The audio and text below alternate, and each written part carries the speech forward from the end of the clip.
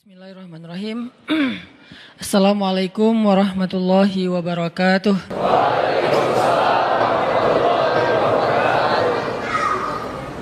Innal hamdalillah nahmaduhu wa nasta'inuhu wa nastaghfiruh. Asyhadu an la ilaha illallah wahdahu la syarikalah wa asyhadu anna Muhammadan abduhu wa rasuluh. Allahumma shalli wa sallim wa barik ala sayyidina wa habibina wa maulana wa syafi'ina Muhammadin. Radina billahi rabba wa bi Muhammadin nabiyya wa bil islami dina. Rabbi syrah li sadri wa yassir li amri wahlul 'uqdatan min lisani yafqahu qawli. Teman-teman sekalian, anak-anak muda Kota Bandung, Jawa Barat yang dirahmati Allah Subhanahu wa taala. Kita bersyukur kepada Allah sekarang bisa duduk lagi nongkrong di rumah Allah. Semoga tongkrongan kita ini termasuk salah satu tongkrongan yang di-follow oleh para malaikat. Karena emang setiap hari Allah mengutus sekian banyak malaikat ke muka bumi, berjalan di antara gang-gang di bumi untuk mencari tongkrongan zikir dan tongkrongan ilmu. Dan ketika malaikat ketemu dengan salah satu di antara tongkrongan zikir dan ilmu, apalagi isinya anak-anak muda, malaikat akan sangat excited dan nge-mention malaikat-malaikat yang lain dengan bahasa halummu ilayya. Kesini, di sini ada tongkrongan ilmu, tongkrongan zikir oleh anak muda. Sehingga kemudian semua malaikat yang tadi diutus oleh Allah buat nyari tongkrongan zikir akan berkumpul di antara mereka. Lalu ngedoain mereka, nge-mention nama mereka satu persatu. Jadi ketika kita sibuk untuk berzikir, malaikat sibuk untuk nyebut nama kita.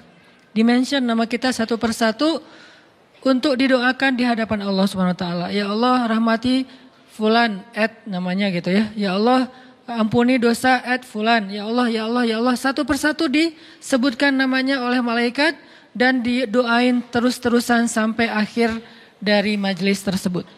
Dan semoga kita termasuk orang yang namanya paling sering di-mention oleh malaikat dalam doa-doa mereka karena sering duduk di dalam tongkrongan ilmu.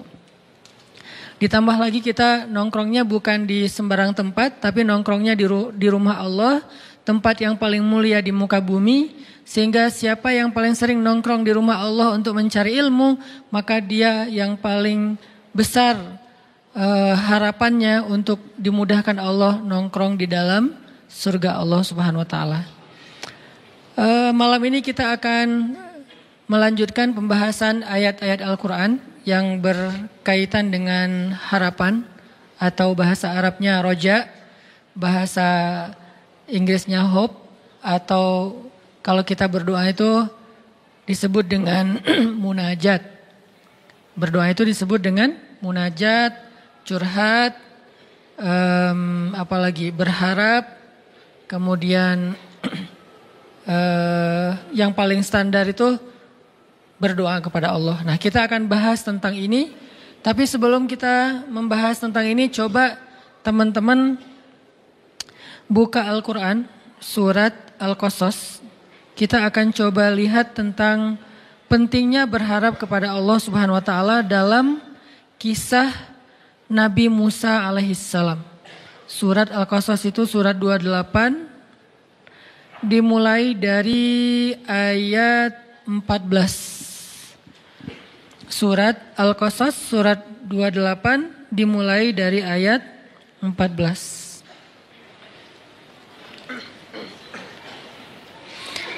Jadi sharing atau nongkrong bareng yang kita lakuin Rabu malam ini sejak udah sekitar sebulan lebih, mulai kita masukin konten yang lebih ke membedah atau merenungkan ayat-ayat Al-Quran.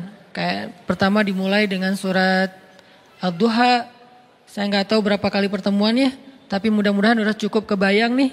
Kemudian dilanjutkan dengan surat Al-Insyirah atau Asy-Syarah, yang juga mudah-mudahan jadi kayak motivasi buat kita supaya berlapang dada. Nah, malam ini kita akan coba bedah satu paragraf dari surat Al-Qasas, surat 28 ayat 14. Sebetulnya ayatnya sampai ayat 28 ya, satu lembar. Cuman kalau kita baca semuanya waktu kita terbatas, jadi hanya baca beberapa ayat saja tentang berharap kepada Allah Subhanahu wa taala. Bahasa lainnya mungkin ar-raja atau munajat atau doa atau termasuk juga tawakul. Tawakul itu bahasa Indonesianya tawakal. Orang Arab nyebutnya tawakul, tapi kita nyebutnya tawakal. Kalau tawakal itu lebih ke kata kerja, tapi kalau tawakul itu udah menjadi sebuah kata sifat. Oke, kita baca dari mulai ayat berapa? 14. A'udzu billahi minasy syaithanir rajim. Silakan.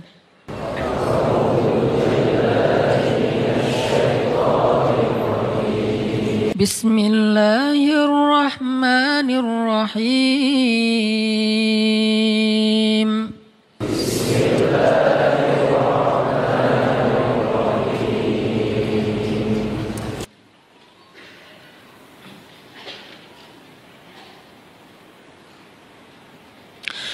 ولما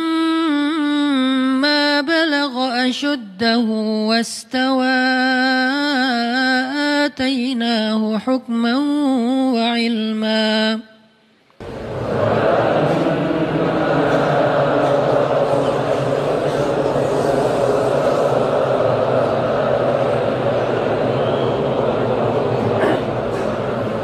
وكذلك نجزي المحسنين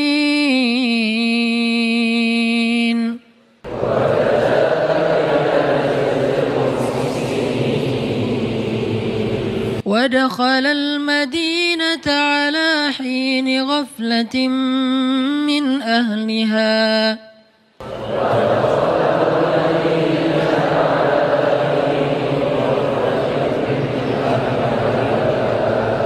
فوجد فيها رجلين يقتتلان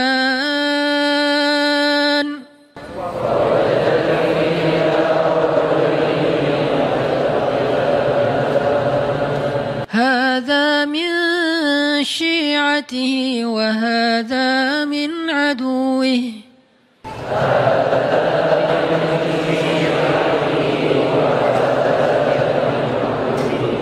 فاستغاثه الذي من شيعته على الذي من عدوه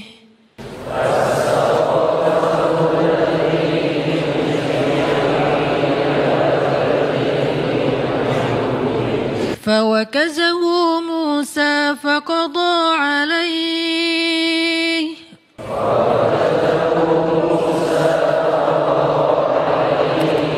قال هذا من عمل الشيطان إنه عدو مضل مبين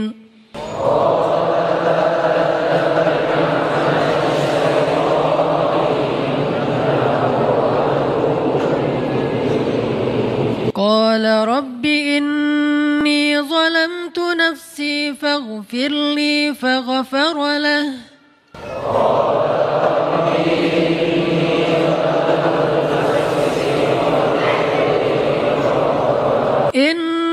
إنه هو الغفور الرحيم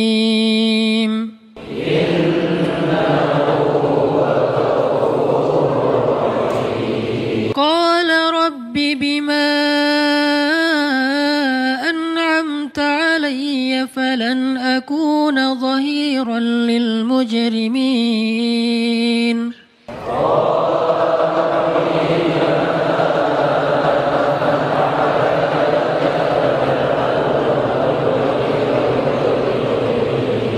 فأصبح في المدينة خائفا يترقب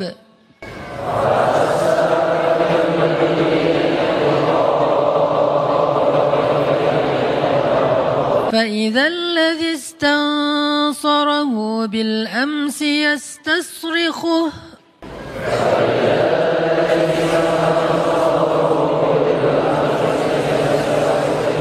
قال له موسى إنك لغوي مبين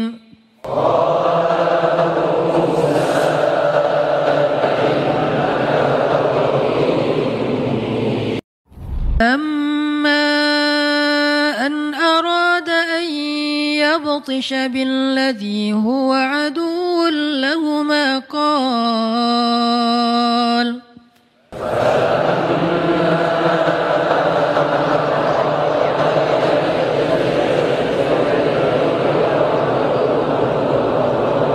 قال يا موسى أتريد أن تقتلني كما قتلت نفسا بالأمس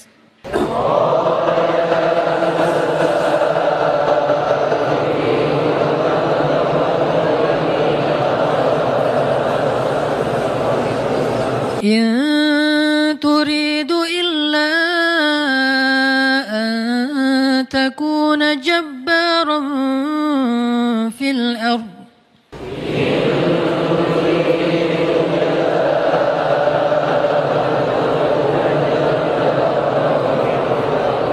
وما تريد أن تكون من المصلحين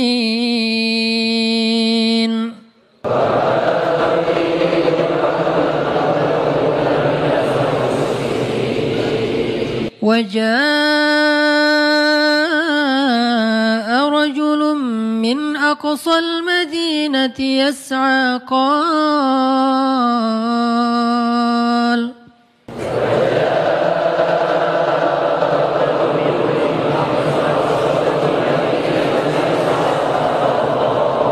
قال يا موسى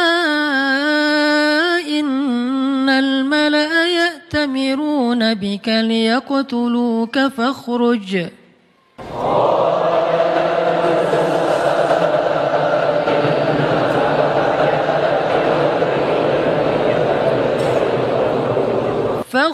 إني لك من الناصحين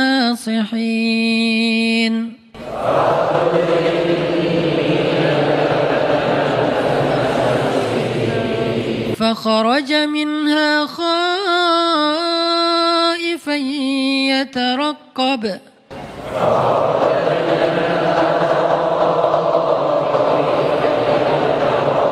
قال رب نجني من القوم الظالمين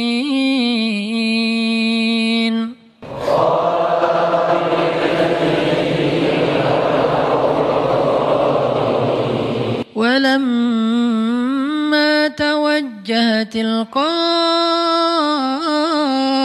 مدين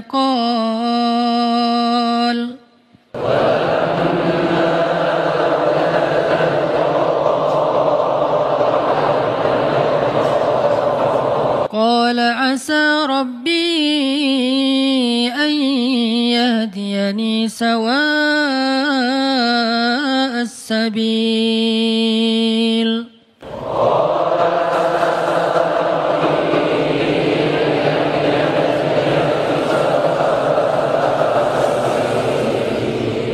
ولما ورد ماء مدين وجد عليه أمة من الناس يسقون ووجد من دونهم امرأتين تذودان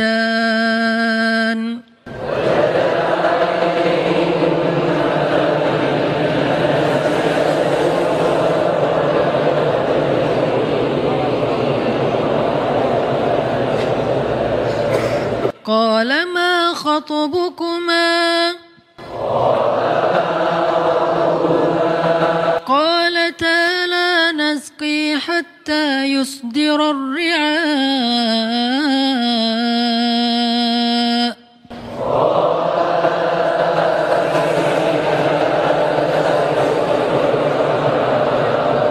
وأبونا شيخ كبير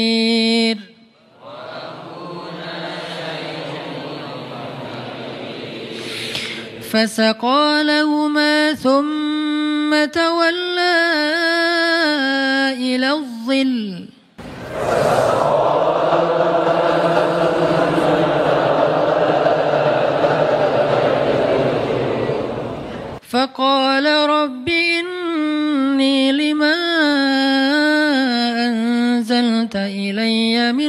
خير فقير.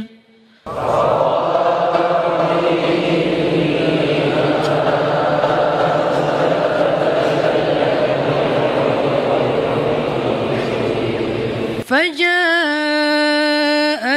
إحداهما تمشي على استحياء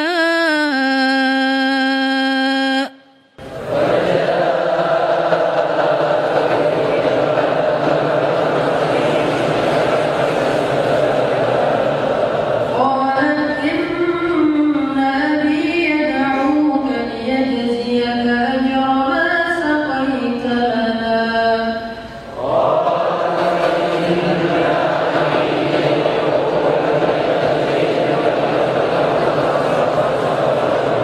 فلما جاءه وقص عليه القصص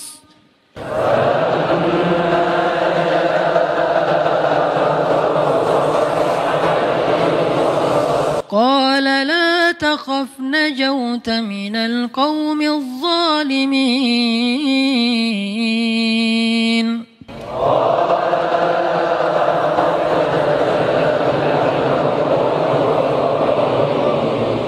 قالت إحداهما يا أبت استأجره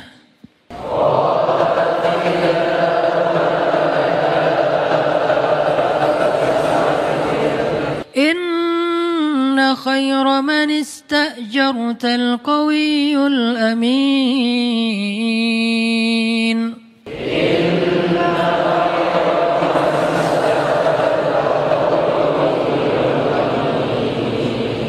قال إني أريد أن أنكحك إحدى ابنتي هاتين على أن تأجرني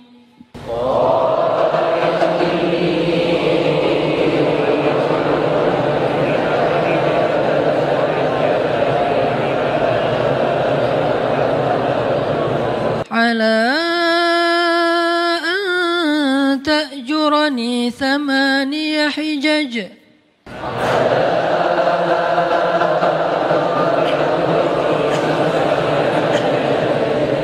فإن أتممت 10 فمن عندك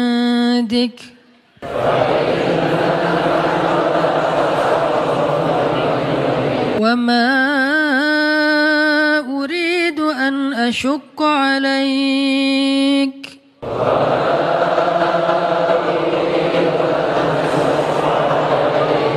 ستجدني إن شاء الله من الصالحين.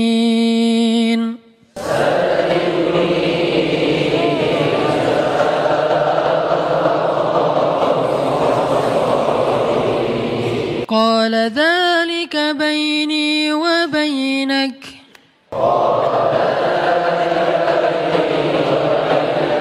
أيما الأجلين قضيت فلا عدوان علي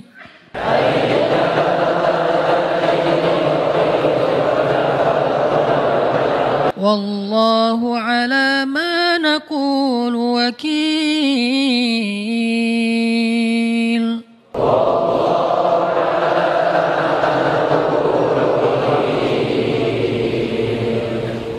Jadi selesai. Alhamdulillah. Oke, kita coba renungkan terjemahannya. Challenge-nya buat teman-teman adalah menemukan dari paragraf ini berapa kalimat Musa berdoa atau berapa kali Musa berdoa. Saya bacain dulu terjemahannya. Dan setelah dia atau Musa dewasa dan sempurna akalnya, kami anugerahkan kepadanya hikmah kenabian dan pengetahuan. Dan demikianlah kami memberi balasan kepada orang-orang yang berbuat kebaikan.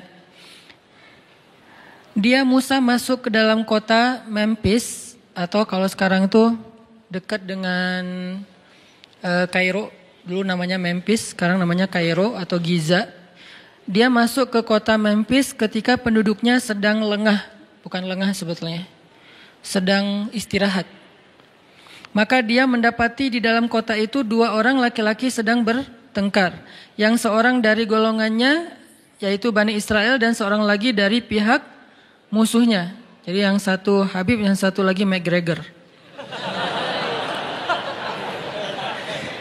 Kurang lebih lah ya, boleh-boleh lah ya. Orang yang dari golongannya meminta pertolongan kepadanya. Nah, ini agak kurang nih sih. Orang yang dari golongannya, siapa golongannya?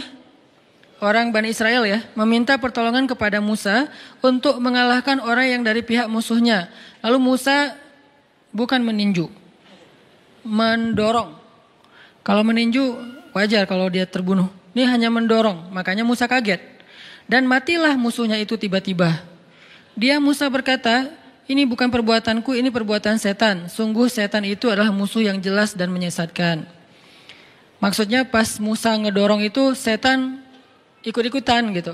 Jadi double-double. Akhirnya orangnya mati. Musa berdoa, ya Tuhanku, sesungguhnya aku telah menzalimi diriku sendiri, maka ampunilah aku. Maka Allah mengampuninya, sesungguhnya Allah dialah yang maha pengampun lagi maha penyayang.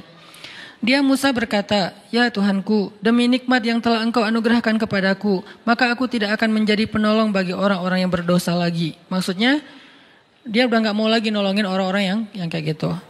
Karena itu dia Musa menjadi ketakutan berada di dalam kota itu sambil menunggu-nunggu akibat perbuatannya. Tiba-tiba orang yang kemarin meminta pertolongan berteriak lagi meminta tolong kepadanya.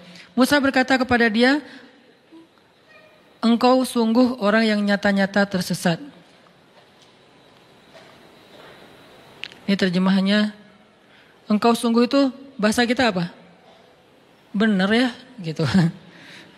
Kamu tuh emang orangnya aneh, nah, gitu maksudnya. Bukan engkau sungguh orang yang nyata-nyata tersesat. Bener ya, kamu tuh aneh banget ya. Dari kemarin bertengkar awal gitu kan ya. Nah ini nih bahasanya kurang lebih kayak gitu. Kenapa dari kemarin kamu gelut terus sama orang lain gitu. Maka ketika dia hendak memukul dengan keras orang yang menjadi musuh mereka berdua, musuhnya berkata, Musa, apakah kamu bermaksud pengen mau membunuhku sebagaimana kemarin engkau membunuh seseorang? Engkau hanya bermaksud menjadi orang yang berbuat sewenang-wenang di negeri ini dan engkau tidak bermaksud menjadi salah seorang dari orang-orang yang mengadakan perdamaian. Dan seorang laki-laki datang bergegas dari ujung kota seraya berkata, wahai Musa, sesungguhnya para pejabat negeri sedang berunding tentang hukuman atas kasusmu membunuh mereka. Hukuman atasmu untuk membunuhmu. Maka keluarlah dari kota ini. Sungguh aku orang yang memberi nasihat kepadamu dengan jujur. Maka keluarlah Musa dari kota itu. Kota apa? Memphis, Kairo. Maka keluarlah Musa dari kota itu dengan rasa takut. Waspada kalau ada yang menyusul atau mencarinya, menangkapnya. Dia berdoa, ya Tuhanku, selamatkanlah aku dari orang-orang yang zalim itu. Dan ketika dia menuju ke arah negeri Madian itu sekarang Yordania, dia berdoa lagi, mudah-mudahan Tuhanku memimpin aku ke jalan yang benar.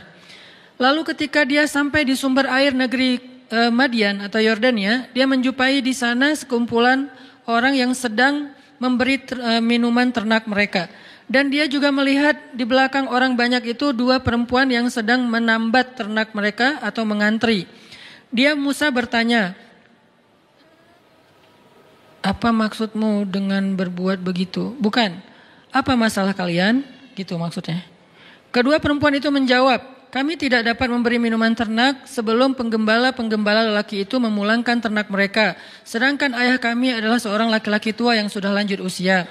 Maka Musa pun memberi minuman ternak kedua perempuan itu. Kemudian dia kembali ke tempat yang teduh lalu berdoa. Ya Tuhanku, sesungguhnya aku sangat memerlukan sesuatu kebaikan makanan yang engkau anugerahkan kepadaku. Kemudian datanglah kepada Musa salah seorang dari kedua perempuan tadi berjalan dalam keadaan malu-malu. Dia berkata, ayahku ingin mengundangmu ke rumah dan memberi balasan sebagai imbalan atas kebaikanmu memberi minuman ternak kami tadi. Kemudian Musa pun mendatangi ayahnya dan dia menceritakan kepadanya kisah tentang dirinya. Laki-laki tersebut berkata, janganlah engkau takut, sekarang engkau telah selamat dari orang-orang yang berbuat zalim itu. Dan salah seorang dari kedua perempuan itu berkata kepada ayah mereka, wahai ayah, jadikanlah dia sebagai pekerja di rumah kita. Sesungguhnya orang yang paling baik yang engkau ambil sebagai pekerja adalah orang yang kuat dan dapat dipercaya.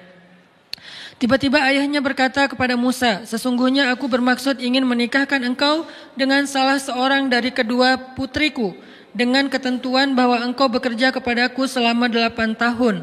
Dan jika engkau sempurnakan 10 tahun, maka itu adalah tambahan darimu, tambahan kebaikan. Dan aku tidak ingin memberatkan engkau.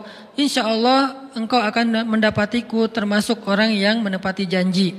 Musa menjawab, itu adalah perjanjian antara aku dengan engkau. Yang mana saja dari kedua waktu yang ditentukan itu telah aku sempurnakan, maka tidak ada lagi tambahan tuntutan atas diriku. Dan Allah menjadi saksi atas apa yang kita ucapkan. Inilah terjemahan dari paragraf tadi. Insya Allah nanti kita bedah, kita bahas setelah selesai sholat isya. Barakallah. Malam ini kita akan coba bedah kisah Nabi Musa alaihissalam di episode, sebutlah episode kedua, masa Nabi Musa usia remaja. Oke teman-teman, bismillahirrahmanirrahim. Kita lanjutkan pembahasan surat yang tadi kita baca. Tadinya pengen baca cuman setengah tapi keenakan karena emang sifat dari Al-Quran itu kan sebetulnya kalau kata Utsman bin Affan, kalau hati kalian, bukan nggak enak juga nerjemahinnya. Kalau bahasa aslinya tuh kalau hati kalian bersih, maka kalian tidak akan pernah merasa bosan terhadap Al-Quran. Kalau saya sih bukan karena hati bersih, karena pengen bersihin hati. Jadi merasa kayak butuh baca lebih banyak, dan salah satu surat yang buat saya sih paling favorit itu selalu surat-surat atau ayat-ayat tentang kisah ya. Jadi kalau baca ayat kisah tuh rasanya kayak nonton film. Apalagi kisah para Ambiya, kebayang langsung imajinasi kolosalnya, imajinasi adegan-adegan dramatisnya. Itu langsung kayak nonton film, terus kayak menikmati banget alur-alurnya. Nah ini termasuk surat ataupun kisah tentang Nabi Musa alaihissalam. Teman-teman kalau perhatiin kisah Nabi Musa di Al-Quran itu agak acak memang. Kayak misalnya kisah pertama tentang Nabi Musa di Al-Quran itu surat apa? Al-Baqarah. Karena di Al-Baqarah itu kan langsung masuk cerita Bani Israel ya. Setelah cerita tentang Nabi Adam, langsung Musa Bani Israel dengan Bani Israelnya. Nah, justru di Al-Baqarah itu kisah kisah Musa lebih ke episode ke berapa? Udah bukan di awal-awal itu. Episode ketika Musa udah keluar dari Mesir. Justru cerita di Al-Baqarah itu ketika Musa sudah keluar dari Mesir. Kalau yang di awal-awal justru di Al-Qasas yang awalnya Musa kecil, Musa baru lahir dihanyutkan ke Sungai Nil. Kemudian nanti episode keduanya yang tadi kita baca Musa remaja. Dengan kasus salah satu klimaksnya di episode itu adalah Musa apa? Klimaksnya Musa menikah. Itu klimaksnya. Dan itu penting ya. Jadi di episode kedua itu klimaksnya Musa menikah. Kalau episode pertama klimaksnya Musa dihanyutkan ke Sungai Nil. Kalau yang kedua klimaksnya Musa menikah. Nanti ketiga ada di surat Toha. Ketika Musa udah nikah dan pengen balik ke Mesir ya. Terus di tengah jalan dapat wahyu untuk berdakwah kepada Firaun. Allah tunjukin beberapa bukti kekuasaan Allah. Klimaksnya adalah ketemu Firaun.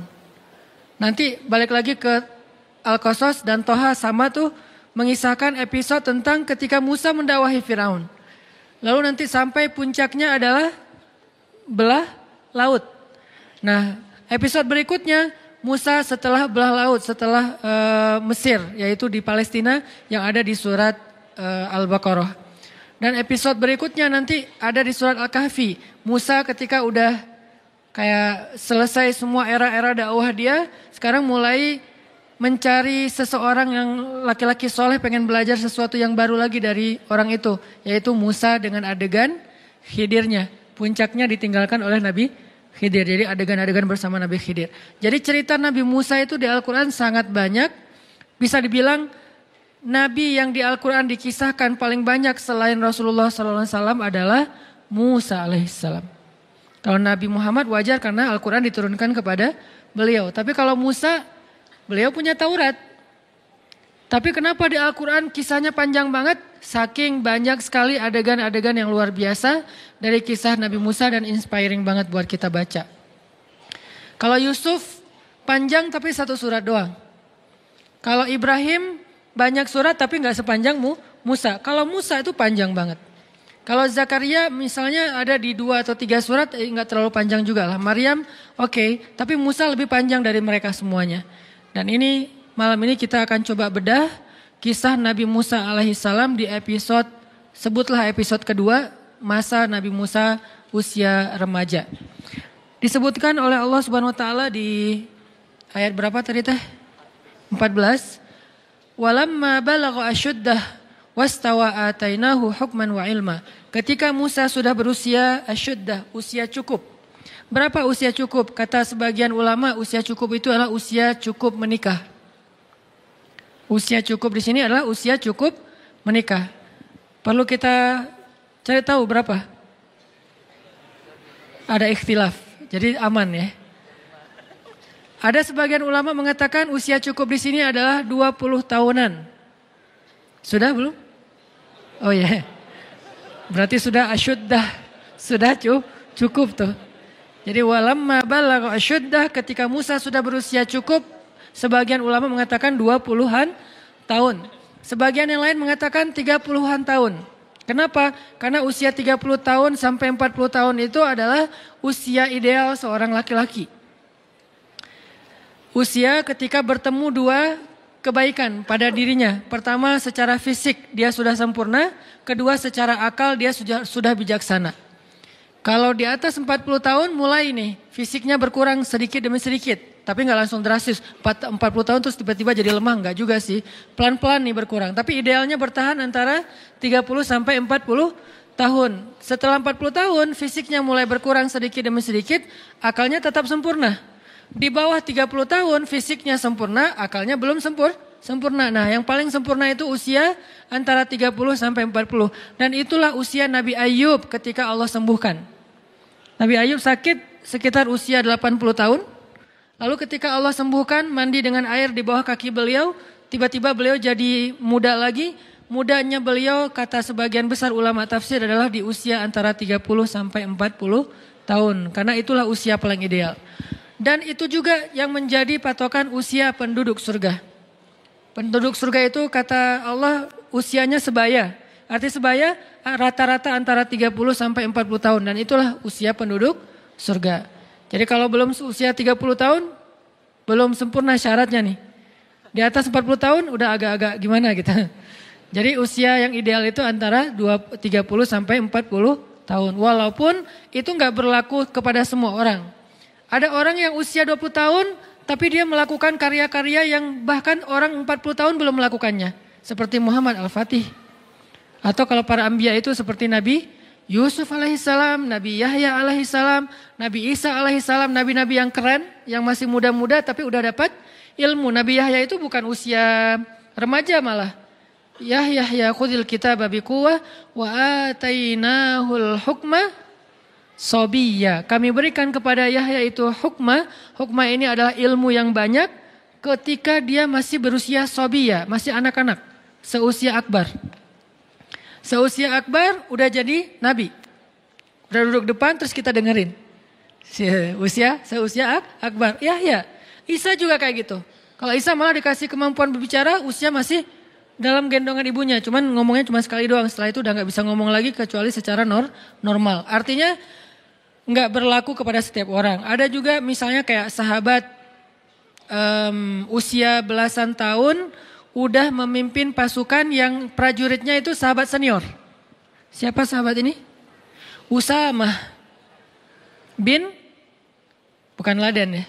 Usamah bin Zaid. Siapa Usamah bin Zaid? Anaknya Zaid. Zaid itu siapa? Anak angkatnya Rasul. Walaupun kemudian gak boleh mengatasnamakan Zaid bin Muhammad. Anak angkatnya Nabi. Adegan yang terkenal dari Zaid apa? Pernah menikah dengan Zainab. Lalu bercerai, Zainab dinikahi oleh Rasul. Jadi cerita pernikahan Zainab ini agak lumayan dramatis juga. Antara Zaid dan Rasulullah gitu. Agak lumayan lah ceritanya luar biasa. Jadi anaknya namanya Usamah. Usamah usia SMP, kalau di kita sekitar 14 tahun. Usia SMP udah memimpin sebuah pasukan perang. Dia udah jadi kayak panglima militer. anggota pasukannya, prajuritnya siapa? Umar bin Khattab. Coba. Kelas-kelasnya sahabat awalun yang dijamin masuk surga, yang Rasulullah bermusyawarah dengan mereka. Siapa panglimanya? Usamah bin Zaid. Itu usianya belum asyuddah, tapi secara mentalnya, keilmuannya, kebijaksanaannya, bahkan mungkin fisiknya udah sempurna. Artinya angka di dalam Al-Quran dan hadis jangan dijadikan sebagai patokan persis. Sehingga nanti kita kayak mempermasalahkan angka, misalnya 55 kilo. Permasalahan kan enggak gitu sih. 55 kilo itu adalah gambaran ideal. Orang tergantung dengan berat tubuh, ada yang berat tubuh dan tinggi tubuhnya. Kalau tinggi tertentu 55 jadi nggak ideal. Mungkin idealnya adalah 60. Dengan tinggi tertentu mungkin idealnya adalah 30. Anak kecil misalnya gitu. Jadi kalau 55 berarti obesitas buat anak kecil misalnya kan ya. Artinya angka 55 di situ itu angka moral of the story-nya adalah jaga penampilan, jaga tubuh kita. Dan itu bukan soal berapa kilonya, tapi soal menariknya di depan suami. Begitu juga tentang cerita 1000 bulan. Khairum min al-fisyahr. Lebih baik daripada 1000 bulan. 1000 bulan di sini artinya bukan dihitung 1000 bagi 12. Berarti 80-an tahun sekian. Enggak kayak gitu bahasa Arab. Bahasa Arab kaidahnya ketika nyebut angka bisa bermakna persis angka itu, juga bisa bermakna kiasan, artinya banyak. Jadi 1000 bulan artinya lebih daripada seumur hidup kita, karena usia kita kan rata-rata antara 60 sampai 80 tahun ya. Berarti khairum min alfi syahr, lebih baik daripada 1000 bulan, artinya lebih baik daripada kita beribadah seumur hidup kita. Itu maksud dari istilah-istilah angka di Al-Quran, di hadis, dalam budaya bahasa Arab. Jadi kita tahu dulu culture dari budaya itu. Kayak Nabi mengatakan misalnya, lebih baik daripada beribadah di Masjid Nabawi 60 tahun. Jangan dihitung 60 tahun persis, sekian bulan, sekian hari, bukan. Artinya seumur hidup kita tinggal di Masjid Nabawi, itu masih kalah pahalanya dengan kalau kita berdakwah di jalan Allah Subhanahu wa taala. Artinya pahala dakwah itu luar biasa. 1 jam saja berdakwah lebih utama daripada beritikaf di Masjid Nabawi di Raudhah selama 60 tahun. 1 jam saja berdakwah. Kenapa? Karena 1 jam berdakwah itu ketika yang dengarnya sekian ribu orang, lalu mereka hijrah, sadar, beramal soleh, maka semua pahala amal soleh mereka itu ditransfer untuk orang yang mendakwahi mereka. 1 orang kah Ustaz? Tergantung. Kalau yang berdakwah itu cuma sendiri berarti cuma dapat 1 orang. Tapi kalau dakwahnya adalah sebuah jamaah, organisasi, berarti semua dapat yang sama. Sebutlah misalnya kayak di Bandung, kalau saya pribadi ada pemuda hijrah. Apakah pemuda hijrah itu hanya Ustaz Hanan? Enggak. Pemuda hijrah itu ada Buni dengan teman-teman di dalam, ada yang MC-nya, ada operatornya, ada admin untuk sosial medianya, ada bagian kreatifnya, ada segala macam IO-nya. Semua yang terlibat dalam dakwah pemuda hijrah. Lalu orang kemudian mendengar dakwah pemuda hijrah itu sekian juta orang, mereka semuanya mendapatkan pahala yang sama persis, bukan dibagi rata. Tidak dibagi rata, dikasih sama masing-masing. Misalnya 1 juta orang jadi berzikir, sebutlah misalnya zikirnya subhanallahi wa bihamdi, subhanallahil azim. Gitu kan zikirnya. Siapa yang membaca 1 kali zikir ini, subhanallahi wa bihamdi, subhanallahil azim, maka Allah beratkan timbangannya nanti di akhirat. Gitu kan ya. Allah beratkan timbangannya di akhirat. Terus Allah nge-like banget. Karena itu kalimat yang Allah paling nge-like. Di antara sekian banyak caption yang pasti di-like sama Allah itu subhanallahi wa bihamdi, subhanallahil azim. Saya sampaikan nih lewat sebuah crowd event. Didengar oleh teman-teman yang hadir, didengar oleh teman-teman lewat viewer streamingnya, kemudian ditayangin di YouTube, dilihat oleh para viewer yang di YouTube. Sekian juta, sebutlah 1 juta orang yang mendengar nasihat ini. Dan ini sederhana untuk diamalkan. Lalu 1 juta orang ini mengamalkan subhanallah wa bihamdi, subhanallahil azim. Sekali aja seumur hidup, nggak usah sering. Sekali aja, 1 juta orang, berarti setiap panitia yang terlibat dalam dakwah ini masing-masing mendapatkan 1 juta kali subhanallah wa bihamdi, subhanallahil azim. Bukan 1 juta bagi sekian panitia, bukan. Masing-masing satu panitia dapat 1 juta. Kayak gitu cara matematika pahala di sisi Allah. Makanya wajar kalau Nabi mengatakan 1 jam berdakwah atau berjihad lebih utama daripada 60 tahun beribadah, dua-duanya amal solih. Tapi kalau dibandingkan jauh. Ahli ibadah udah zikir habis-habisan, keren. Tapi kalau ada orang yang berdakwah langsung kesalib. Itulah kenapa dakwah itu harus jadi salah satu hobi kita. Ustadz saya kan bukan penceramah, gak apa-apa. Karena dakwah itu bukan cuma ceramah, dakwah itu programming. Buat saya dakwah itu social engineering. Mengarahkan masyarakat kepada yang lebih baik, itulah dakwah. Bisa dengan cara ceramah, bisa dengan programming, bisa dengan konsep, bisa dengan fasilitas, bisa dengan apapun yang kita miliki. Teman-teman punya potensi apa? Sekedar network. Saya kenal dengan orang yang bisa support dakwah Ustadz. Misalnya kayak nyadiain tempat gitu untuk acara tabligh akbar. Saya kenal orangnya, akhirnya dia kayak yang memediasi. Jadi tabligh akbar di situ dia dapat pahala sebanyak orang yang datang ke tempat itu. Padahal dia nggak bayar apapun, nggak sumbangin apapun, nggak donasi apapun, cuma network doang. Yang lain misalnya bentuknya repost di sosial media, dia nge-repost. Alhamdulillah nih bagus nih boosternya, di-repost sama dia. Maka sebanyak orang yang mendengar nasihat itu lewat repostan dia dapat pahala sebanyak itu.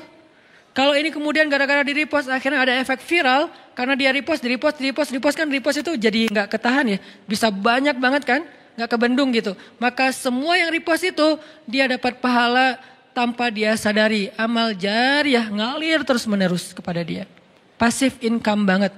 Dan itu baru freedom apa? Bukan freedom finansial ya, freedom spiritual. Kenapa freedom spiritual? Dia nggak beramal, tapi pahalanya ngalir kan gitu kan ya. Salah satu tujuan yang paling puncak dari orang mencari uang itu buat supaya dia bisa jalan, bisa main, bisa traveling, bisa ngapa-ngapain, tapi uangnya ngalir terus kan, itu udah berarti udah freedom ya, udah berhasil, udah kayak bebas gitu, udah merdeka. Harusnya spiritual juga kayak gitu. Kita sehari-hari orang lihat, dia mah biasa aja amalnya. Jangan menjudge. Kita nggak tahu amal orang lain. Allah yang lebih tahu. La tuzaku anfusakum huwa a'lamu biman ittaqa. Ada orang yang kayak dijudge kayaknya seolah-olah dia tuh orang biasa aja, amalnya nggak terlalu keren, jidatnya nggak hitam, apa misalnya. Oke, kita respect dengan orang yang jidat hitam tuh menunjukkan dia rajin sujud. Tapi maaf, saya tutupin takut ria. Nggak ada juga. Takut malu sebetulnya. Jadi kayak oke lah, saya pasti selalu respect lah sama orang yang cadaran, saya respect sama orang yang pakai sorban, saya respect sama orang yang pakai jubah yang di atas mata kaki, orang yang janggutnya panjang segala macam, respect banget. Tapi jangan sampai kita menjadikan itu sebagai standar baku seolah-olah kalau nggak kayak gitu berarti udah nggak masuk surga. Karena bisa jadi orang nggak terkenal sama sekali, tapi dia kerjaannya ngapain? Repostin ceramah aja, ceramah Ustadz Abdul Somad di repost. Ceramah saya di repost, Ustadz Felix, Ustadz Umar Mita, siapapun, Ustadz Ari Dayat, di repost. Dia kayak beramal soleh itu lewat itu. Atau dia bikin kayak apps gitu atau apalah untuk ngebantu dakwah para ustadz. Pokoknya dia pengen dakwah ini berkembang. Saya ustadz gak bisa ceramah tapi bisa membuat ceramah ustadz itu viral. Biar beri saya kesempatan. Akhirnya dia bikin. Akhirnya banyak sekali pahala dari yang dia dapatin. Ini namanya dakwah. Balik lagi kepada pembicaraan tadi, angka dalam bahasa Arab tidak selalu persis maknanya angka kayak gitu. Tapi juga bermakna banyak, bermakna lebih, dan seterusnya. Nah Musa ketika usianya sekitar 20 atau 30 tahun, tapi saya lebih condong dengan pendapat ulama yang mengatakan 20 tahun. Karena nanti dia masih ada masa melamar seorang cewek dan bekerja selama 10 tahun, jadi usia 30 tahun, kemudian Musa menikah. Maka Allah berikan kepada dia hukman wa ilma. Apa bedanya hikmah dengan ilmu? Kalau ilmu itu adalah, kalau dalam bahasa ayat ini ilmu itu adalah wawasan, pemahaman, ilmu pengetahuan. Kalau hukman, kebijaksanaan. Orang yang Allah berikan nubuwah biasanya diberikan hukma wa ilma. Sama kayak Nabi Yahya, wa atainahul hukma sabiyya. Kami berikan dia kebijaksanaan. Jadi usia 20 tahun Nabi Musa itu udah bijaksana. Dan puncak dari kebijaksanaan, apa puncak dari kebijaksanaan? Kata Nabi, Rasul hikmah makhafatullah. Puncaknya bijaksana itu adalah takut kepada Allah. Puncaknya. Jadi orang gak disebut bijaksana kalau dia gak takut kepada Allah. Kalau gitu Ustadz kita jadi kayak budak. Emang namanya juga hamba. Hamba itu kan bahasa lain budak kan. Dan sifat dasar dari seorang hamba itu takut kepada tuannya.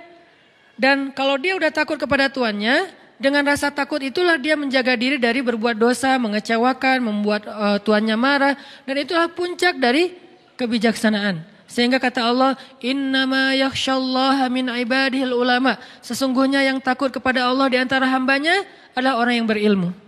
Jadi bisa dibilang, ciri orang yang berilmu takut kepada Allah. Bukan banyak wawasan, bukan banyak teori, bukan panjang narasinya, bukan bagus dalam penulisan captionnya. Tapi dia takut kepada Allah. Ketika dia mau bikin dosa, takut kepada Allah. Ketika dia mau nyakitin orang lain, takut kepada Allah. Ketika dia mau bohong, takut kepada Allah. Ketika dia mau curang, takut kepada Allah. Bisa jadi dia wawasannya gak terlalu banyak, tapi ilmunya sampai kepada puncak hikmah. Tanya sama diri kita masing-masing. Apakah yang kita pelajari setiap Rabu malam atau di taklim-taklim yang lain udah bikin kita takut sama Allah belum? Atau itu sekedar kayak wawasan doang gitu. Oh ya, gue udah tahu. Oh ya, baru tahu. Oh ya, lucu juga ya. Oh ya, seru ya. Oh ya, ini mungkin baru sekedar wawasan dan entertain. Kita pengen nyari ilmu yang bikin kita takut sama Allah.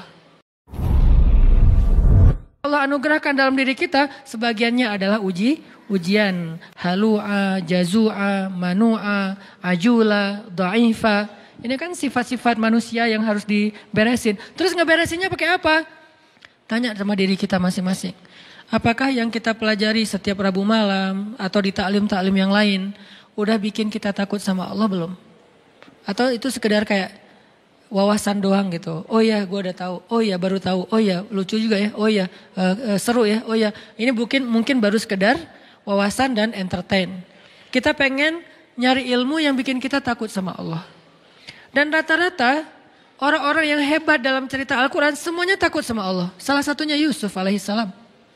Yusuf itu salah satu bentuk adegan dia takut sama Allah ketika dia digoda oleh seorang cewek. Ceweknya tuh cantik banget, terkenal bahkan jadi simbol kecantikan perempuan Mesir. Bukan Cleopatra, tapi istri Al-Aziz. Karena ini versi Al-Quran kan cantik banget. Saking cantiknya sampai Yusuf juga tertarik kepada dia. Karena Yusuf kan terlalu keren ya. Orang kalau terlalu keren kan punya standarnya juga agak tinggi kan. Dia gak mau yang biasa-biasa aja gitu. Dia pengennya yang kayak gimana. Walaupun itu tetap relatif kan. Relatif menurut kita kayak biasa, menurut dia udah tinggi. Menurut kita kok carinya yang warnanya agak gelap sih. Dia justru senangnya yang gelap-gelap. Kayak misalnya kayak bule kan senangnya cowok Indonesia karena dianggap kayak etnik gitu. Kayak gitu ya. Agak-agak. Dia kurang senang gitu yang terlalu charming, terlalu bright gitu, dia nggak terlalu suka. Dia senangnya ya agak-agak ini untuk menghibur diri saya gitu.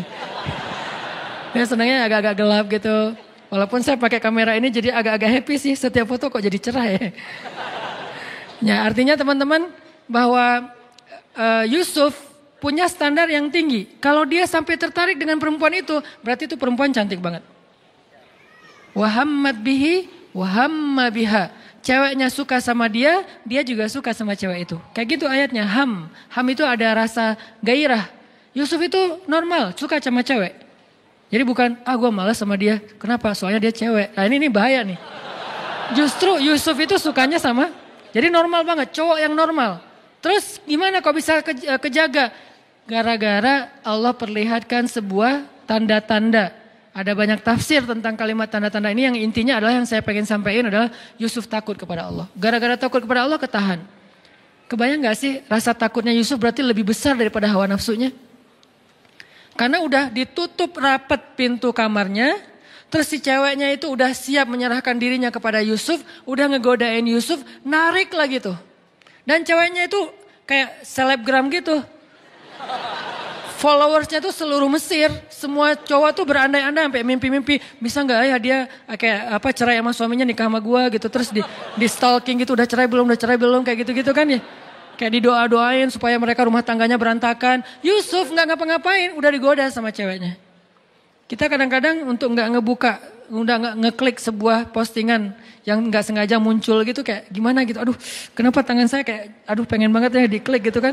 Jadi kayak gregetan gitu, kayak gatal tangannya. Itu aja kita udah kalah dengan hawa nafsu. Berarti rasa takut kita kepada Allah jauh lebih kecil daripada hawa nafsu kita terhadap hal yang sepele.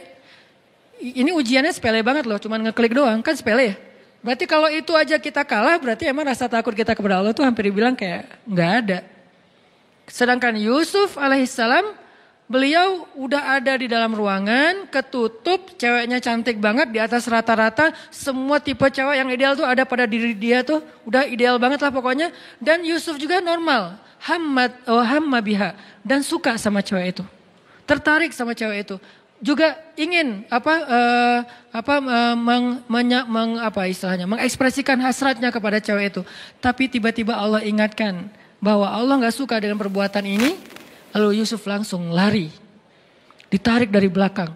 Lari sekencang mungkin, ditarik lagi. Bukan, aku udah lari ya, kamu tarik ini bukan salah aku ya. Udahlah balik.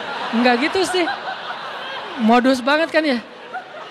Ustadz saya sih udah menghindar, tapi dia aja yang terlalu semangat kayak agresif gitu Ustadz. Saya kan gak bisa mengecewakan orang lain daripada saya zalim. Itu modus. Jadi benar-benar ditarik. Jadi bukti bahwa Yusuf serius lari itu sampai sobek. Dan baju Yusuf itu dari bahan kayak karung yang yang terbuat dari kayak benang goni ya, tahu goni kan? Kain goni tahu kan ya? Yang tebal gitu kan ya? Itu sampai sobek, kebayang nggak gimana nariknya? Wah, ya usah dibayangin. Pokoknya sobek aja. Akhirnya Yusuf pas sudah sobek ada di depan pintu, dibukain pintunya, di depannya udah ada si suaminya si cewek. Itu adegan itu saya selalu skip. Nggak kebayang gitu gimana perasaan suaminya. Dan suaminya ini orangnya bijaksana banget. Masih nanya, nggak langsung gebukin. Padahal dia punya banyak pengawal, dia kan seorang penguasa kan. Bisa aja Yusuf langsung digebukin rame-rame, langsung dihilangkan dari peredaran. Enggak, dia mah nanya dulu nih ada apa, kenapa kalian kayak gini berdua di dalam kamar. Si ceweknya kan ketakutan, langsung bilang ini nih cowok ini nih godain saya nih. Dia tutup pintunya dan dia ingin menyakiti saya. Kamu mau melepaskan orang yang kayak gini sama istri kamu? Terus datang seorang yang lain yang bijaksana, dia mengatakan Tuhan jangan dulu menyimpulkan, coba lihat baju siapa yang sobek. Kalau baju Yusuf yang sobek di depan, berarti Yusuf memaksa cewek ini untuk melakukan perbuatan dosa. Sehingga cewek ini meronta-ronta sobek di depan. Tapi kalau Yusuf bajunya sobek di belakang, berarti Yusuf ingin lari tapi cewek ini yang narik. Coba lihat, ternyata di belakang. Cewek ini udah gak bisa menghindar. Tapi karena ini berita bisa menghebohkan jagat online, bisa viral di mana-mana dan ini membahayakan stabilitas politik negara, akhirnya emang kayak gitu pertimbangan kata ulama tafsir. Akhirnya tetap raja ini menghukum Yusuf. Di sini ada semacam kebohongan publik nih. Kenapa? Karena kalau sampai berita keluar itu adalah ceweknya yang bersalah, maka akan mempermalukan keluarga raja banget. Sehingga tetap Yusuf yang dihukum. Propaganda lah ya. Yusuf dihukum walaupun dia nggak salah. Dan rajanya udah respect sama Yusuf. Nanti sehingga ketika ada masalah nanya juga ke Yusuf. Intinya apa teman-teman? Rasa takut Yusuf kepada Allah itu luar biasa. Sampai ke tingkat kayak gitu masih bisa nahan. Kalau nggak ada perasaan apa-apa nahan, ya itu nggak ada ujiannya. Jadi ketika kita normal, Ustadz normal kan, Ustadz tertarik sama lawan jenis, ya Yusuf juga normal. Ustadz manusiawi kan saya marah, ya tapi Nabi Musa juga manusiawi. Nabi Musa juga bisa marah. Ustadz normal kan kalau kita sakit hati, ya Nabi Ayub juga bisa sakit hati ketika beliau ditinggalkan gara-gara beliau sakit. Normal kan Ustadz kalau kita misalnya kayak nyerah aja udah capek, ya Nabi Yunus juga pernah kayak gitu dan ditegur oleh Allah. Jadi hal-hal yang normal manusiawi ini bukan berarti kita boleh melakukannya. Yang normal dan manusiawi pada diri kita sebagiannya adalah ujian, bukan boleh melakukan. Ini kan anugerah dari Allah. Tuhan yang menciptakan saya gini loh, Ustaz, saya gak pernah minta. Tuhan menciptakan saya dari awal, sejak saya kecil tuh saya udah gak tertarik dengan lawan jenis. Sukanya hanya sesama jenis. Ini kan Allah yang kasih, gak bisa. Karena kenapa? Sebagian besar dari yang Allah anugerahkan dalam diri kita, sebagiannya adalah ujian. Halu'a, jazu'a, manu'a, ajula, dha'ifa. Ini kan sifat-sifat manusia yang harus diberesin. Terus ngeberesinnya pakai apa? Innal insana lafi khusr. Manusia kalau cuma ngikutin hawa nafsunya atau sisi kemanusiaannya, khusr, rugi. Terus cara untuk mengobatinya, illal ladzina amanu wa amilus solihat wa tawassaw bil haq wa tawassaw bis shawab. Apa maksudnya? 3 di situ. 1, belajar iman kepada Allah. Jadi kalau kita ngerasa bahwa emang ini kayak bawaan saya dari lahir Ustaz. Emang ini penyakit saya Ustaz, emang ini manusiawi Ustaz. Tapi saya tahu ini salah, ini ujian dari Allah untuk saya nih. Dan saya pengen hidup saya jihad melawan ini aja deh. Orang lain mungkin amalnya tahajud, orang lain mungkin amalnya sholat duha, orang lain mungkin amalnya sedekah. Kalau saya amalnya lawan hawa nafsu. Dan bukankah Nabi mengatakan melawan hawa nafsu itu jihad yang besar? Hawa nafsunya apa? Macam-macam. Hawa nafsu terhadap lawan jenis, hawa nafsu terhadap sesama jenis. Sama hawa nafsunya. Lawan jenis nafsu, sesejenis juga nafsu. Cuma agak-agak sedikit gimana gitu. Tapi sama-sama hawa, sama-sama ham. Rasa yang gairah. Gairah itu bahasa Arab. Gairah dalam diri kita. Nah inilah jihad kita. Cara melawannya gimana Ustaz? Illalladzina amanu. Belajar iman. Belajar yakin sama Allah. Belajar lebih dekat sama Allah. Belajar lebih mengenal Allah. Satu. Kedua, wa amilus solihat. Sibukkan diri kita dengan hal-hal yang positif. Ke masjid, taklim, belajar ngafal Quran, belajar ini, belajar itu. Yang positif-positif lah, membantu orang lain. Yang buat kita tersibukkan dengan hal-hal yang produktif, bermanfaat, positif gitu. Atau bahkan mungkin semangat untuk mencari, bikin usaha, bisnis yang penting positif, produktif. Dua. Ketiga, watawasaw bil haq, watawasaw bisabr. Apa maksud dari kalimat ini? Lingkungan. Maksud dari watawasaw bil haq, karena kalimatnya saling, berarti lingkungan. Cari lingkungan yang bisa jaga kita, yang bisa menasihati kita, yang bisa mengingatkan kita ketika kita salah. Cari lingkungan itu. Jangan cari lingkungan yang justru membiarkan kita, bahkan menyemangati kita dalam berbuat dosa, bahkan mendorong kita, bahkan menjerumuskan kita. Jangan itu lingkungannya, karena itu nggak akan bisa selamat dari khusr, dari kerugian. Watawasaw bil haq, watawasaw bisabr, artinya cari lingkungan yang bisa membuat kita lebih termotivasi dalam kebaikan-kebaikan. Al-mar'u ala dini khalili. Seseorang tergantung siapa temannya. Itu berlaku dalam spiritual, berlaku dalam bisnis. Seorang motivator bisnis mengatakan, kalau Anda ingin menjadi orang sukses, coba perhatikan 5 orang yang paling dekat dengan Anda. Sukses belum? Kalau 5 orang yang paling dekat dengan Anda bukan orang sukses, berarti Anda nggak akan bisa sukses. Terus perhatikan berapa pendapatan mereka dalam sebulan. Kali 5 bagi 5. Rata-rata, maka segitulah pendapatan Anda. Itu kata seorang motivator bisnis. Artinya tetap dalam motivasi bisnis saja, teman itu sangat mempengaruhi diri kita, kesuksesan kita. Kalau kita pengen sukses di kampus, berteman dengan 5 orang yang sukses di kampus. Pengen sukses dalam pernikahan, berteman dengan orang yang 5 nikah muda. Insya Allah nikah muda. Kalau 5-5-nya sama-sama Jovisa, ya wajar lah kita sampai sekarang masih. Teman lo siapa? Itu yang lagi ngahulang di pojok situ. Kenapa? Habis diputusin, oh ya. Yang kedua, gak bisa move on. Yang ketiga, stalkingin mantan. Yang keempat, jadi 5 temannya semuanya belum bisa move on dari masa lalu gitu. Dan nasibnya sama, diputusin. Gak ada yang nyambung gitu ya. Berarti ya wajar. Perhatikan siapa teman kita. Intermezzo doang. Intinya adalah, tapi serius ya. Intinya adalah, dalam amal soleh juga kayak gitu teman-teman.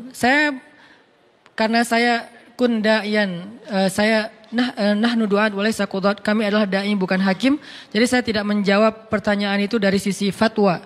Ustaz Abdul Somad sudah menjawabnya dari sisi fatwa tentang masalah LGBT dan segala macam. Itu bagiannya Ustaz Abdul Somad. Allahu alam, beliau lebih mengerti ilmu daripada saya. Saya dai, maka saya ngasih solusi.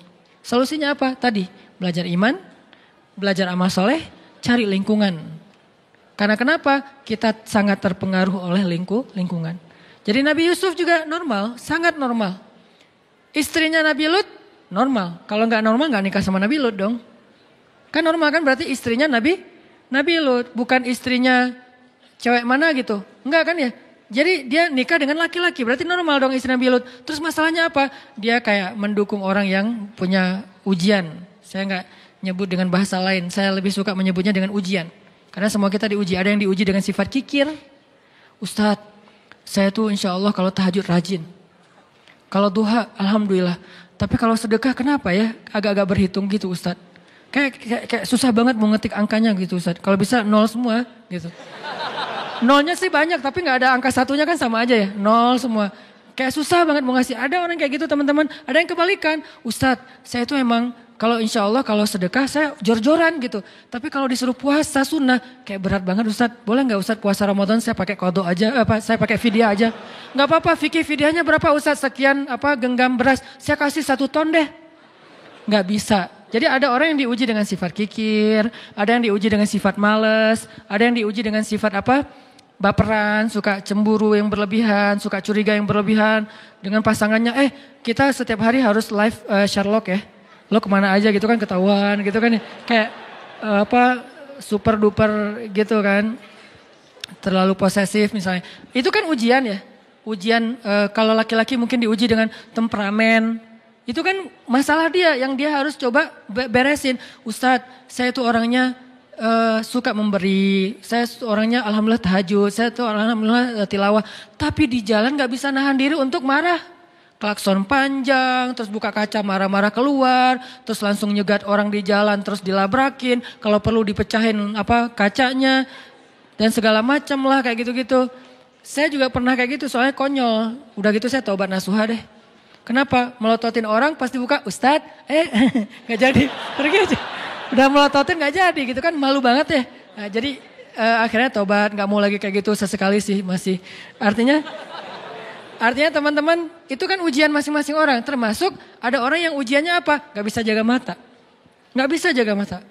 Susah banget gitu. Yang lain dia bisa zikir. Astagfirullah, astagfirullah, astagfirullah, subhanallah, subhanallah, subhanallah, subhanallah, subhanallah. Jadi dia tuh kayak lidahnya tuh gampang berzikir. Tapi matanya tuh susah nunduk gitu. Ngelihatnya ke atas aja. Kalau di TSB. Kalau di dalam mall ke bawah aja di lantai 2. Jadi kayak ujian dia adalah mata. Ada ujian orang yang lisan. Gak bisa nahan diri dari membicarakan orang lain. Kalau ada teman pasti, lo tahu gak? Mulai tuh. Lo mau dengar gosip yang terbaru gak? Ini update banget nih. Mulai lagi. Jadi ujian dia di sini. Ada ujian di sini, di perut. Ada juga yang kalau bahasa Nabi itu di antara perut dengan lutut. Ujiannya adalah hawa nafsunya. Semua orang dikasih ujian oleh Allah untuk dia survive dengan ujian itu. Dan mungkin itulah jalan dia ke surga. Termasuk orang yang tadi ujiannya suka kepada sesama jenis, itu ujian dia.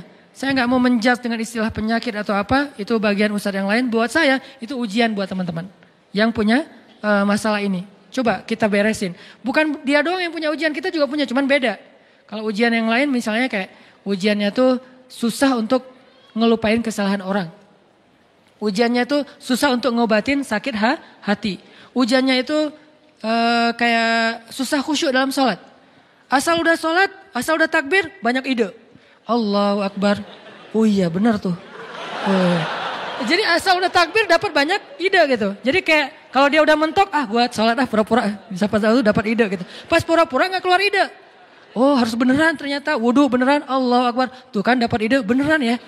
Jadi kayak ujian banget buat dia sholat khusyuk. Itu semua orang diuji oleh Allah. Kan Allah menguji kita untuk melihat keseriusan kita dalam mendekati dia gitu. Makanya teman-teman yang punya ujian yang tadi saya sebutin, yuk illalladzina amanu, belajar iman. Belajar iman itu apa Ustadz? Belajar iman itu bukan belajar wawasan, belajar ngerasain iman di sini nih. Cinta sama Allah, takut sama Allah, apalagi kalau udah sampai ke takut, ya udah punya benteng tuh. Sehingga ketika Umar bin Abdul Aziz pertama kali jadi khalifah, lalu dia kayak speech gitu, sambutan presiden baru gitu kan. Ketika dia speech, kalimat pertama yang keluar dari Umar bin Abdul Aziz apa? Inni akhafun nar. Saya takut kepada neraka. Itu kalimat pertamanya Umar bin Abdul Aziz ketika menjabat sebagai presiden. Takut kepada neraka. Itulah yang membuat dia gak bisa tidur malam hari kecuali mau mencari tahu apa masalah rakyatnya. Itu yang membuat dia akhirnya mengeluarkan semua hartanya untuk kebutuhan rakyatnya. Sampai gelang-gelang istrinya diambil. Dia bilang kepada istrinya, yang aku atau gelang. Maksudnya gimana? Kalau kamu pilih aku, maka berikan gelang itu untuk rakyat. Kalau kamu pilih gelang, maka aku tinggalkan kamu secara baik-baik, kita jalan sendiri-sendiri. Kayak gitu Umar bin Abdul Aziz. Jangan langsung dipraktekin ya. Karena Umar bin Abdul Aziz ngomong kayak gitu setelah mendidik istrinya sekian tahun. Dan istrinya juga bukan perempuan biasa. Ummul Ayal, perempuan ini namanya Fatimah. Itu juga anak raja, orang hebat banget, soleha banget. Makanya Umar bin Abdul Aziz tahu lah level istrinya. Sehingga dia bilang, yang gelang atau aku. Setelah dijelaskan oleh Umar bin Abdul Aziz, apa kata jawaban istrinya? Wahai Umar bin Abdul Aziz, yang bukan cuman gelang, dunia dan seisinya kalau kamu minta aku berikan selama Allah ridho kepadaku. Itulah istri yang soleha. Berdoalah semoga kita diberikan makmum seperti istri Umar bin Abdul Aziz. Tapi kitanya harus jadi Umar bin Abdul Aziz. Jangan yang gelang atau aku. Buat apa? Mau beli motor baru. Nggak benar ya. Mau beli apa misalnya kayak kebutuhan kayak hawa nafsu kita doang. Jangan. Artinya itulah mereka. Karena takut kepada Allah ketahan dari berbuat dosa. Umar bin Khattab juga kayak gitu. Karena takut kepada Allah hanya gara-gara salah ngomong ke seorang nenek-nenek yang beragama Nasrani. Itu kepikiran gak bisa tidur malam. Ada nenek-nenek datang ke Umar bin Khattab bilang, ya Amirul Mukminin. Udah jadi Amirul Mukminin, presiden. Ya Amirul Mukminin, saya ini nenek-nenek yang punya banyak utang. Nenek-nenek punya banyak utang. Gak sanggup bayar. Boleh gak saya minta tolong dari Baitul Mal supaya saya bisa bayar hutang. Buat apa hutangnya nek kok banyak banget? Nenek kolektor barang-barang antik. Bukan. Saya itu hutang karena gak punya keluarga yang menafkahi saya. Sehingga saya berhutang udah numpuk sekarang. Angkanya sih gak gede. Cuman buat seorang nenek-nenek yang gak punya pekerjaan besar. Akhirnya Umar mengambil dari Baitul Mal dibayarin hutangnya. Gak sengaja Umar ngelihat nenek-nenek ini pakai kalung salib. Umar baru tahu ternyata dia Nasrani bukan Muslim. Akhirnya Umar nanya gini, nenek udah ngeliat kan Islam kayak gimana? Ya gimana menurut nenek? Islam agama yang luar biasa. Kamu adalah seorang pemimpin yang adil. Saya respect banget dengan agama kamu. Nek, kenapa nenek gak masuk Islam? Ngomong gitu. Ya saya udah tua, udah gak sanggup mikir yang kayak gitu-gitu terlalu berat buat saya. Buat dia tuh ideologi itu berat. Perdebatan mana yang benar, mana yang salah berat. Ya udah, pulang aja Umar. Sampai di rumah Umar kepikiran, astagfirullah ya Allah. Apakah saya memaksa nenek itu masuk Islam gara-gara adegan tadi? Gimana nih kalau gitu memaksa berarti saya udah melanggar ayat. La ikraha fiddin. Tidak boleh memaksa dalam urusan agama. Astagfirullah ya Allah maafin saya gak ada maksud, gak sengaja. Lama dia kepikiran malam gak bisa tidur, bolak-balik gak bisa tidur. Sampai ditanya sama istrinya Umar, Atika, ya Umar kenapa kamu gak bisa tidur? Ya Allah ampuni saya. Dia gak mau ngomong sama istrinya semalaman. Kenapa? Takut sama Allah. Besok dia datang kepada seorang sahabat yang paling bijaksana. Ali bin Abi Thalib. Ali itu paling bijaksana, luar biasa ilmunya. Ya Abul Hasan panggilannya. Ali gimana nih? Gimana emang ceritanya? Diceritain. Wahai Umar, kamu bermaksud memaksa? Tidak, kalau gitu innamal a'malu binniyat. Beneran? Beneran. Alhamdulillah gitu coba. Kemana sekarang iman ini di antara kaum muslimin? Di mana nilai-nilai ini di antara kaum muslimin? Kenapa nilai ini sekarang adanya di Jepang? Kenapa nilai ini adanya di Korea? Kenapa nilai ini adanya di Eropa, di New Zealand? Padahal adegan sederhana kan? Dan gak ada paksaan juga karena udah dikasih bantuannya baru ngomong masuk Islam dong nek gitu. Cuman dia takut ini terjebak dalam pemaksaan sehingga semalaman gak bisa tidur. Dosa, bahkan bisa gak dibilang dosa. Kesalahan kayak gitu aja bikin Umar gak bisa tidur. Kebayang gak kesalahan yang lebih gede dari itu? Sampai ada seorang ibu-ibu yang masak batu tuh, ngerebus batu karena anaknya kelaparan. Terus Umar lewat, ibu kenapa ibu ngerebus batu? Karena saya gak punya makanan, terus mau ngerebus apa lagi? Terus ngapain direbus batunya kan gak akan matang-matang juga. Ini hanya untuk membuat anak saya berpikir bahwa saya lagi masak makanan, dia gak akan nangis lagi sampai dia tertidur. Kasihan banget nasibnya. Anaknya sampai harus berpikir, Mak lagi masak apa? Nih, lagi masak nih, ntar ya tunggu ya, ini udah mendidih nih. Oh ya ditunggu sampai tidur. Lalu dia bilang, saya akan tuntut Umar di hadapan Allah nanti di akhirat. Langsung gemetar Umar. Umar itu pasti lebih tangguh daripada Habib kan? Yang kalau nyekek McGregor, kalau Umar cuma giniin doang paling. Kenapa? Setan aja takut sama Umar. Kalau ini kan baru McGregor yang takut sama Habib nih. Ini setan, takut sama Umar. Umar lewat, setan, kita ngambil jalan itu aja yuk. Males ada Umar lewat situ. Setan. Dan setan itu kan banyak yang tangguh-tangguh juga kan. Kayak setan petarung, setan apalah banyak. Tapi gak berani sama Umar.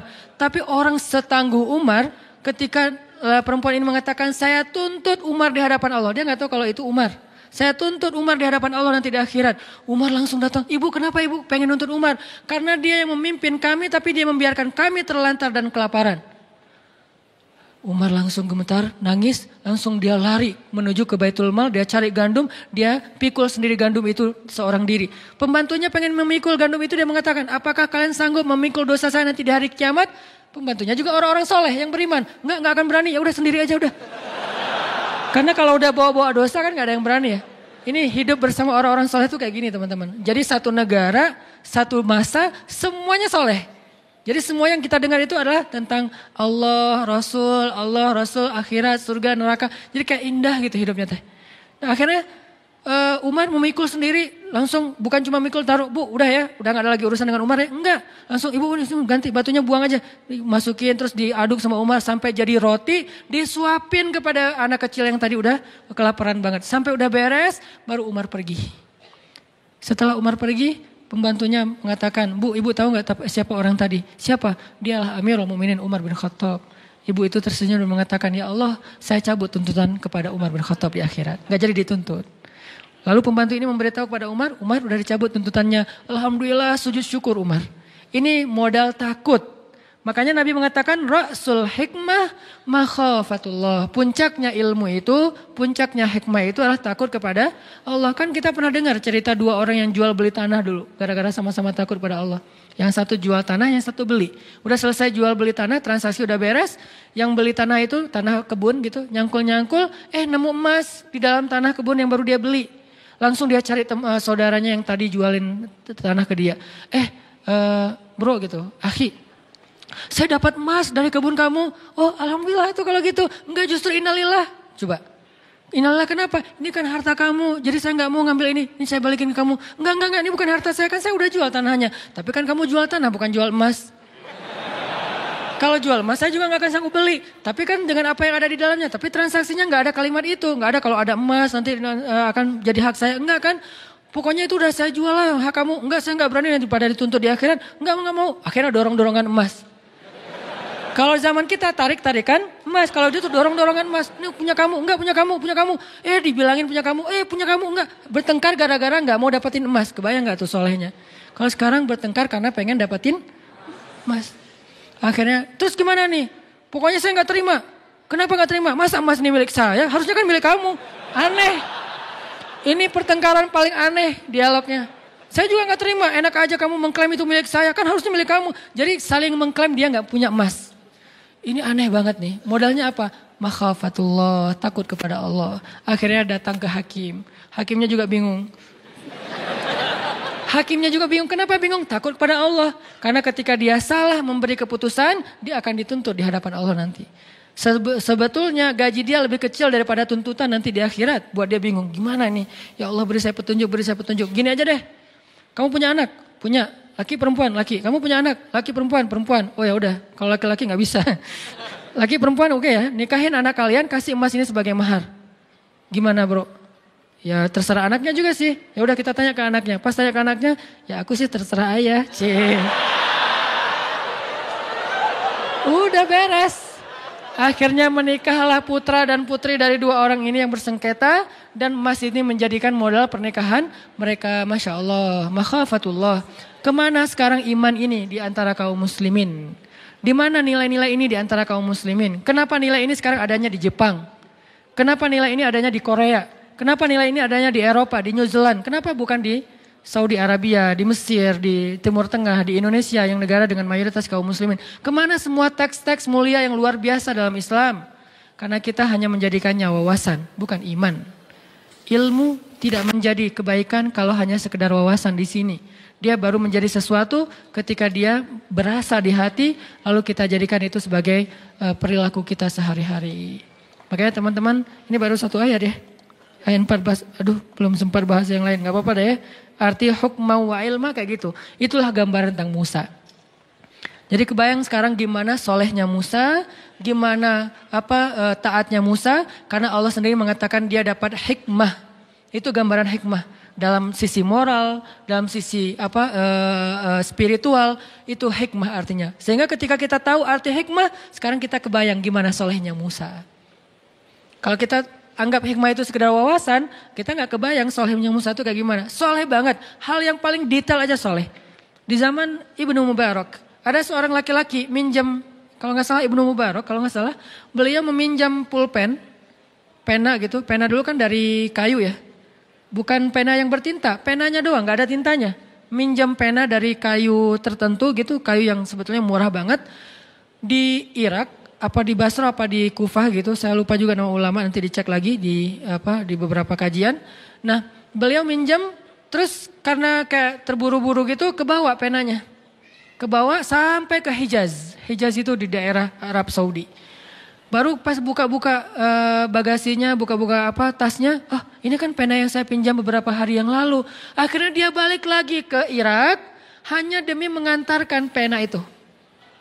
Kenapa? Ketika ditanya oleh pemilik pena jawabannya apa? فَمَنْ يَعْمَلْ مِثْقَالَ ذَرَّةٍ خَيْرًا يَرَهُ وَمَنْ يَعْمَلْ مِثْقَالَ ذَرَّةٍ شَرًّا يَرَهُ. Siapa yang berbuat dosa walaupun sekecil zarrah, apalagi ini lebih gede daripada zarrah, maka nanti akan dipertanggungjawabkan di akhirat. Khauf, takut kepada Allah Subhanahu wa taala. Makanya orang-orang yang berilmu itu takutnya kepada Allah itu luar biasa. Belum lagi nanti bentuk ketakutan mereka kepada Allah itu kalau baca Quran nangis. Wa idza tuliyat 'alaihim ayatur rahman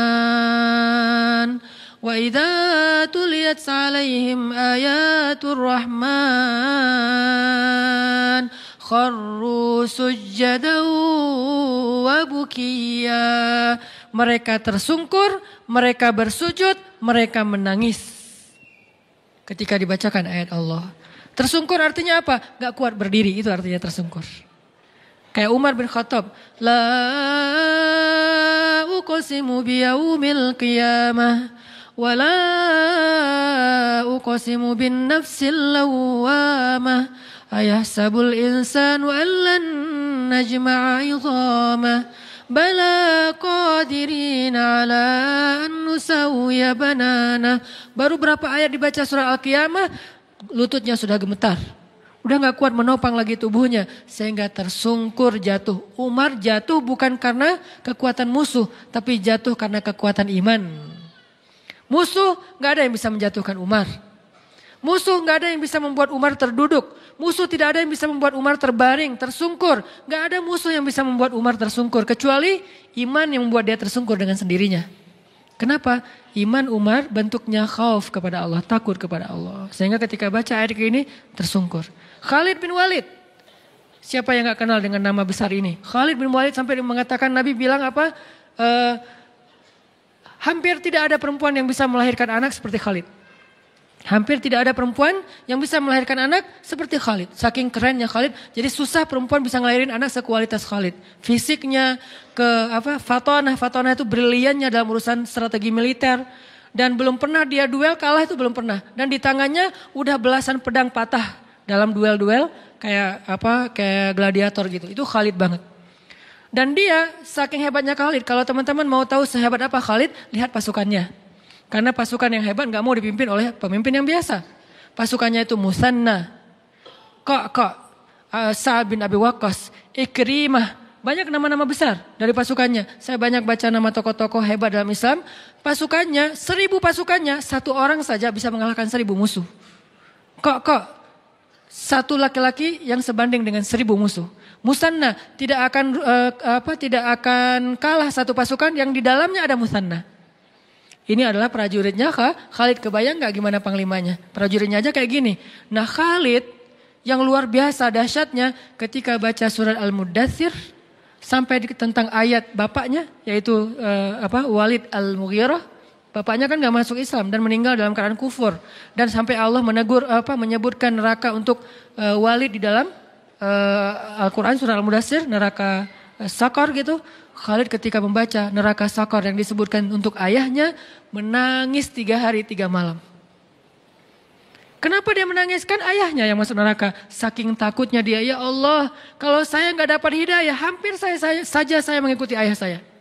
Seandainya saya keras kepala mau mengikuti semua nasihat dari ayah saya, bagaimana seandainya ayat ini menyebutkan tentang saya, ya Allah. Saking takut dan bahagianya campur aduk, dia menangis 3 hari 3 malam. Karena dia kebayang, dia hampir seperti ayahnya. Karena di antara anak-anaknya Walid, Khalid itu kesayangan ayahnya. Sebagaimana Umar kesayangan juga ayahnya. Ini tokoh-tokoh yang kesayangan ayah mereka masing-masing nih. Karena kesayangan ayahnya, dia apet banget sama ayahnya. Kemana ayahnya pergi, dia pergi. Apa yang ayahnya bicarakan, dia bicarakan. Apa yang ayahnya anggap benar, dia anggap benar. Gak pernah berselisih dengan ayahnya kecuali tentang Islam. Gak pernah berselisih dengan ayahnya kecuali tentang Islam. Itu juga setelah ayahnya meninggal baru dia berselisih. Kebayang kalau ayahnya masih hidup, kemudian mereka meninggalnya bareng, ayahnya dengan Khalid dalam keadaan kufur. Itulah yang membuat Khalid campur aduk antara bahagia dengan takut dengan kalimat sakor tadi itu. 3 hari menangis. Nangis 3 hari. Nggak ada hari tanpa menangis. Kenapa nggak diterusin Ustaz nangisnya? Karena setelah 3 hari dia dikasih tugas militer. Udah nggak sempat mikirin nangis. Sekarang mikirin ekspansi dakwah. Artinya Khalid ini orang-orang yang takut kepada Allah. Belum lagi nanti nama-nama yang lain. Ketika mereka membaca ayat, membaca hadis atau apa. Jangankan mereka, malaikat aja. Jibril menangis di depan Nabi. Ketemu Nabi matanya bengkak. Ketemu Nabi matanya merah. Nabi nanya, "Mabik ya Jibril, malham." Jibril, kenapa kamu? Ada masalah apa? Kenapa kamu sedih wahai Jibril? Apa kata Jibril? Ya Rasulullah, setiap kali saya mengingat penciptaan neraka, saya nggak bisa berhenti menangis. Ini namanya hikmah. Kebayang nggak Musanya gimana? Kalau Allah mengatakan Musa itu sudah dapat hikmah, berarti seperti itulah gambaran kesolehan Musa di usia masih 20-an tahun. Jadi teman-teman, saya sangat yakin sebagian besar Nabi, bisa dibilang 95% lebih dari para Nabi itu, semuanya anak muda. Semuanya cerita anak muda, bukan cerita orang tua. Kita mungkin lebih kenal dengan cerita Nabi Ibrahim ketika udah dewasa. Tapi kita tahukah Nabi Ibrahim ketika dimasukkan ke dalam api itu anak muda? Ketika beliau menghancurkan berhala itu anak muda?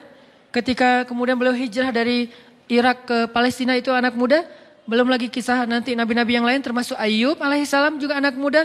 Mereka semua adalah nabi-nabi muda. Sehingga ketika kita bicara tentang iman, kita bicara tentang hamasah, semangat, kita bicara tentang ketaatan, itu bukan bicara tentang orang tua sebetulnya, bicara tentang anak muda. Karena semua itu adanya pada anak muda. Maka kalau kita cinta kepada Musa, kalau kita ngefans sama Musa, belajarlah dari Musa di ayat 14, usia 20 udah punya hikmah. Dan salah satu di antara hikmah, takut kepada Allah Subhanahu wa taala. Justru di usia itu, kalau kita nggak takut kepada Allah, potensi kita berbuat dosa lebih besar daripada orang tua. Ya, jadi mungkin malam ini ayat 14 aja dulu ya. Insya Allah pada kesempatan lain kita kembangkan lagi. Namanya juga bedah.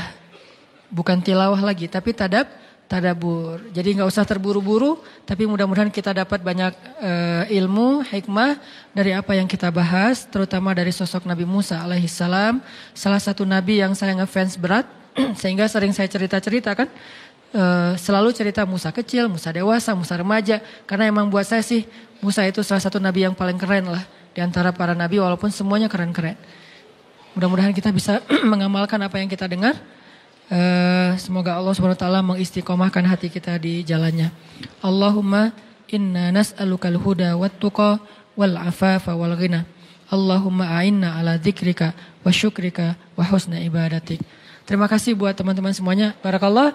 Billahi taufiq wal hidayah. Wassalamualaikum warahmatullahi wabarakatuh.